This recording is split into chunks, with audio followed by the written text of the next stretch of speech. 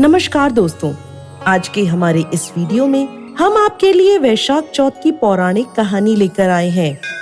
एक समय की बात है, एक बूढ़ी माई अपने बेटे के साथ रहती थी। बूढ़ी माई 12 महीने की चौथ का व्रत किया करती थी।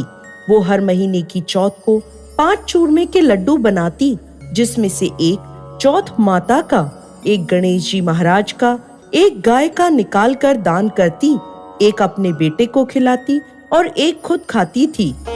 एक दिन वैशाख महीने की चौथ आई तो उसका बेटा पड़ोसन के घर गया और वहाँ चूरमा देखकर पूछने लगा तो पड़ोसन बोली, आज वैशाख की बड़ी चौथ है, इसलिए मैंने चूरमा बनाया है।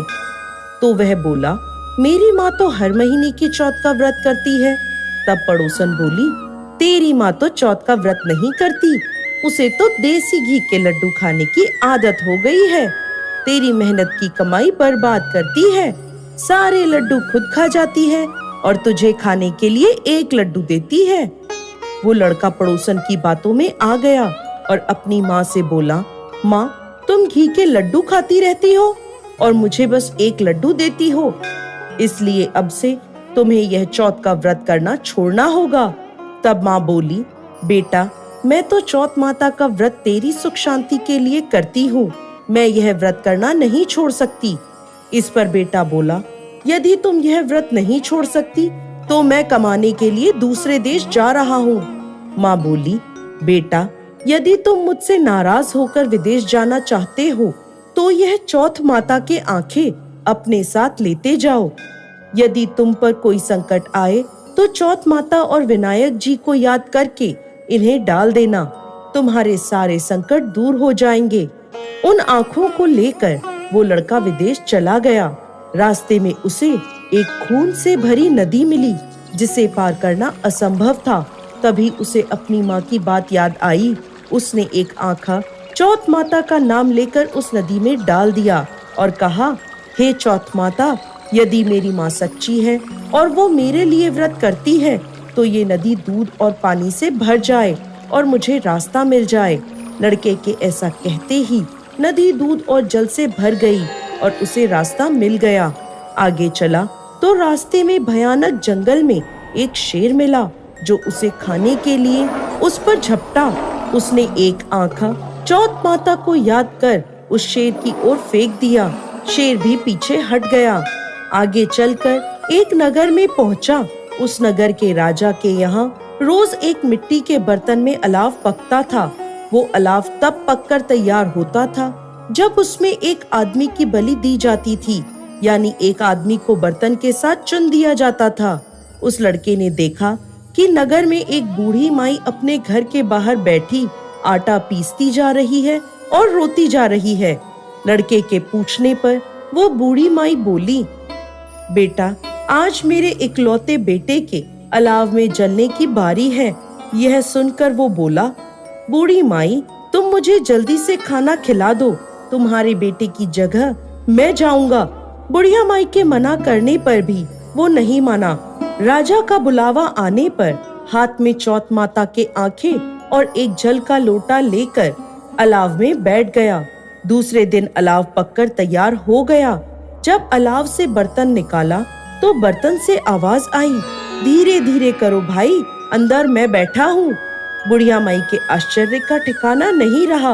राजा को जब यह खबर मिली तो राजा स्वयं यह देखने आए और लड़के की आवाज सुनकर बोले, अंदर कौन है?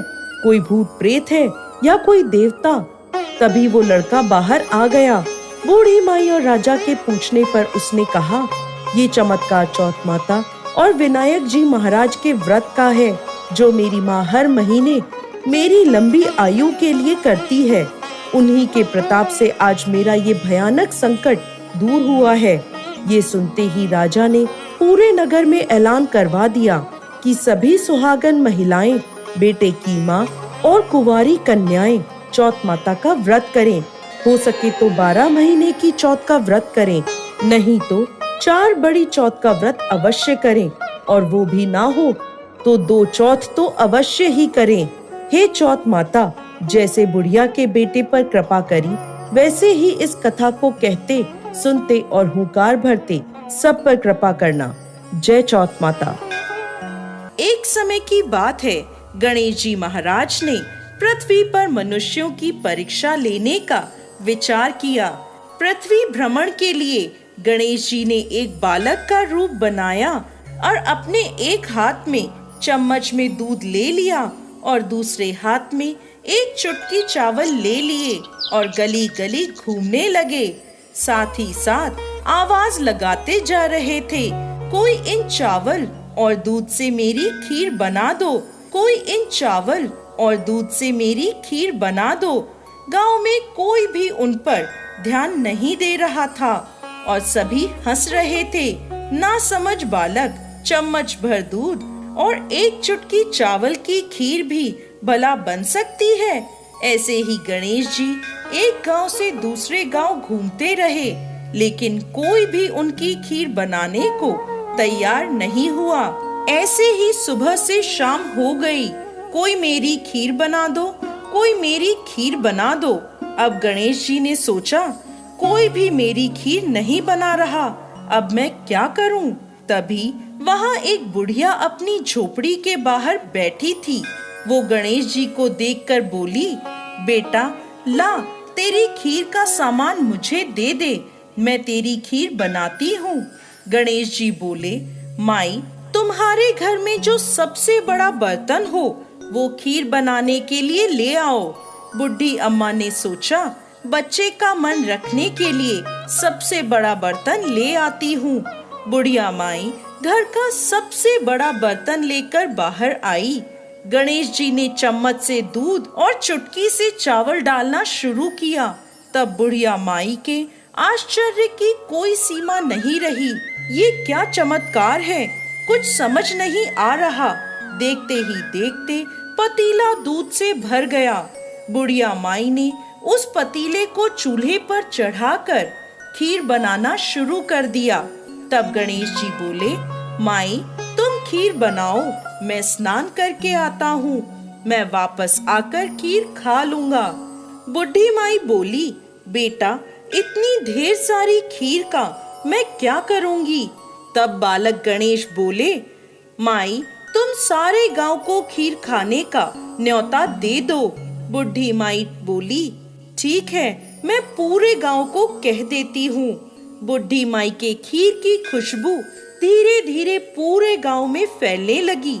बुढ़ी अम्मा ने घर घर जाकर खीर खाने का न्योता दे दिया। आज मेरे घर खीर का प्रसाद बना है, आप चखने आना। पड़ोसने बोली, अम्मा, इतने लोगों को खीर कहाँ से खिलाओगी? लोग उस पर हंसने लगे। बुढ़िया के घर में खाने को तो दाना नहीं है और सारे गांव को खीर खिलाने की बात कर रही है। चलो चलकर देखते हैं बुढ़ी माई कौन सी खीर खिलाने वाली है। धीरे धीरे लोग बुढ़ी माई के घर आने लगे। देखते ही देखते गांव इकट्ठा हो गया। जब बुढ़ी माई की बहू को इस दावत की बात पता चली तो वो रसोई में पहुंची और खीर से भरा पतीला देखकर उसके मुंह में पानी आ गया और वो सोचने लगी, इस पतीले की खीर सारे गांव में बांटी तो मेरे लिए कुछ भी नहीं बचेगा। ऐसा सोचकर बुढ़ी अम्मा की बहू ने एक कटोरी में खीर निकाली और दरवाजे के पीछे बैठकर खीर खाने की तैयारी करने लगी और खाने से पहले बोली, गणपति जी, भोग स्वीकार करें। ऐसा कहकर वो खीर खाने लगी। बुढ़ी अम्मा की बहू के लगाए इस भोग से गणेश जी प्रसन्न हो गए। जब बाल गणेश स्नान करके वापस आए तो बुढ़ी अम्मा बोली, बेटा, तुम स्नान करके आ गए, आओ तुम्हें खीर परोस दूं। तब बाल गणेश बोले, माई, मेरा पेट तो खीर से भर गया, अब तुम खीर खा लो, अपने परिवार को खिलाओ और सारे गांव को खीर खिलाओ। तब बुढ़ी माई पूछने लगी, बेटा, तुमने ये खीर कब खाई? गणेश जी महाराज बोले, जब तुम्हारी बहू ने रसोई घर के दरवाजे के पीछे बैठकर मुझे भोग लगाया था, तब मैंने खीर खा ली। तब बुढ़ी अम्मा समझ गई यह जरूर गणेश जी महाराज हैं। वो हाथ जोड़कर उनके आगे खड़ी हो गई। गणेश जी महाराज बोले, बुड्ढी माई, तुम भी खीर खाओ, अपने परिवार को खिलाओ, पूरे गांव को खीर खिलाओ और उसके बाद बची हुई खीर को 4 पतीलों में रखकर अपने घर के 4 कोनों में रख देना। अब बुड्ढी माई ने पूरे गांव को खीर खिलाई और बची हुई खीर 4 बर्तनों में करके अपने घर के चारों कोनों में रख दी और सो गई। जब वह सुबह उठी तो उसके आश्चर्य की कोई सीमा नहीं थी। हे गजानन भगवान, ये मैं क्या देख रही हूँ? पतीलों में खीर के स्थान पर हीरे मोती और जवाहरात भरे हैं। हे विघ्नहर्ता, आपने मुझ पर बड़ी कृपा करी है। बुड्ढी माई को अपनी दयालुता का फल प्राप्त हुआ। उसकी सारी दरिद्रता दूर हो गई। हे गणेश जी महाराज, जैसी कृपा आपने बुड्ढी अम्मा पर करी, वैसे ही इस कहानी को कहते, सुनते और हुंकार भरते सब पर करिएगा। जय गणेश जी महाराज।